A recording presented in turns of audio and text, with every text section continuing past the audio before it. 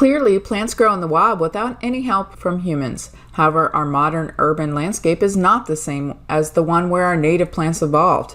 Subdivisions filled with subsoils, forests cut down, and drainage modifications all combine to make an urban landscape a very different environment. In addition, we have learned that some plants respond to fertilizers in ways that we may consider desirable, such as faster growth or improved appearance. The value of these outcomes is subjective. For example, faster growth may be desired in one circumstance, but may lead to unwanted pruning in another. Improved appearance is important to some and unimportant to others. I'm Dr. DeBusk, and in this video, I'll discuss fertilizing landscape plants, including amounts and methods. The reason for fertilizing plants should be to supply nutrients to achieve a clearly defined objective, such as increasing shoot growth, root growth, flowering or fruiting, establishing newly planted trees and shrubs, enhancing foliage color and plant appearance, or correcting or preventing nutrient deficiencies. There are several important recommendations and principles for fertilizing landscape plants. Prior to fertilizing, a soil and/or foliar nutrient analysis should be used to determine whether any need exists for phosphorus fertilizer. Before fertilizing, pests may need to be controlled and/or soil modified to improve nutrient uptake or plant responses to fertilizer. Plants with pests or other problems that could increase to damaging levels with fertilization should be fertilized only in conjunction with a treatment program. Without a treatment program, fertilizer may increase the severity of the damage.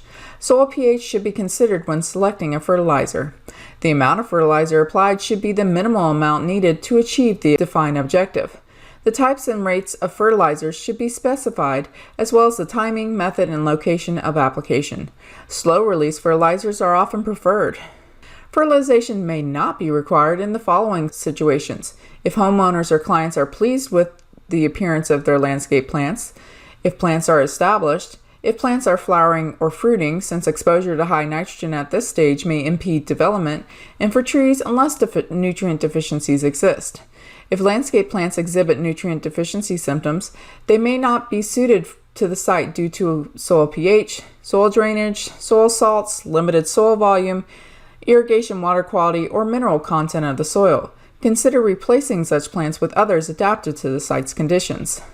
When it has been determined that fertilization is necessary, most established landscape plants should be fertilized at rates within the ranges shown in this table.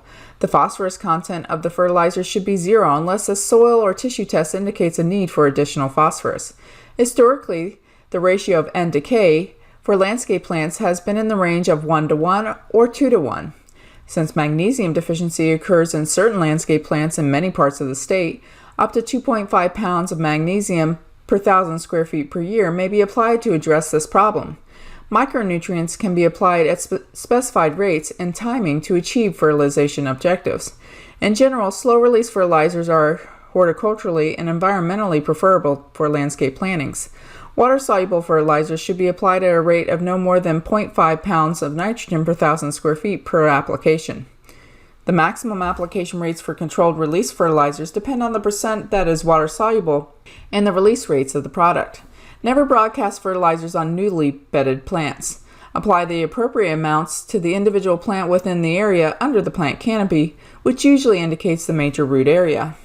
Trees often do not need to be fertilized in the landscape after they are established. Young or stressed trees can benefit from fertilizer. It helps improve disease resistance and reduce adverse effects of injury. It is often the only therapy that can be done on trees. If you are fertilizing trees, applications should occur every other year. Applications, either spikes or injections, should be done around the feeder roots, which occur primarily around the drip line. This way they will be able to absorb nutrients. Palms have different nutritional requirements than most other landscape plants. In Florida's rock, muck, and sandy soils, palms may be especially prone to potassium, magnesium, manganese, iron, and boron deficiencies. In general, fertilizers or supplements should be applied to supply nitrogen, phosphorus, potassium, magnesium, using an 8-2-12-4 magnesium fertilizer up to 3 times a year. The nitrogen, potassium, and magnesium should be in a slow-release form. In addition, 1-2% of iron and manganese and trace amounts of zinc, copper, and boron may be needed.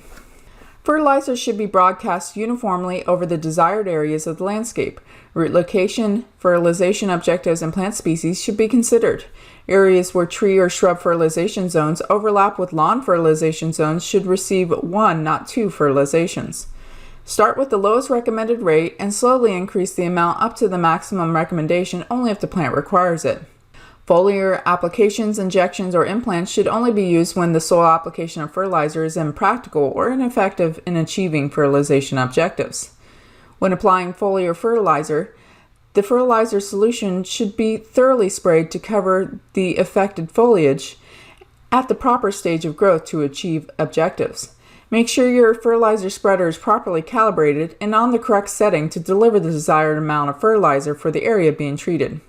In conclusion, I hope you learned about when and when not to fertilize, how much to fertilize, and where and how to fertilize landscape plants.